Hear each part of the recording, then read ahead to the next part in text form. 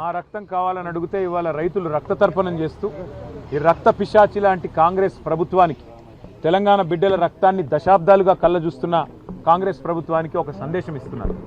రేవంత్ రెడ్డి గారు, మీరు మా రక్తం తీసుకోండి కానీ నీళ్ళు ఇవ్వండి మా పొలాలకు అని చెప్పి రైతులు సూర్యాపేటలోని గిరిజన తాండాలలో, మారుమూల తాండాలలో రక్తం చల్లుతూ పంట పొలాల మీద ముఖ్యమంత్రి గారికి నిరసన చెప్తా ఉన్నారు.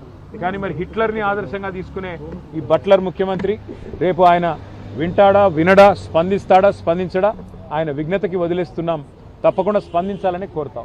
సింపుల్ విషయం బ్రదర్, ఎన్డీఎస్ఏ అనేది it's not a authority which can control state government decision. It's a advisory body, it's a regulatory body. అంతేగాని వారు సంపూర్ణ అధికారాలు వారికి లేవు మేడిగడ్డ మీద కానీ ఇంకోటి కానీ.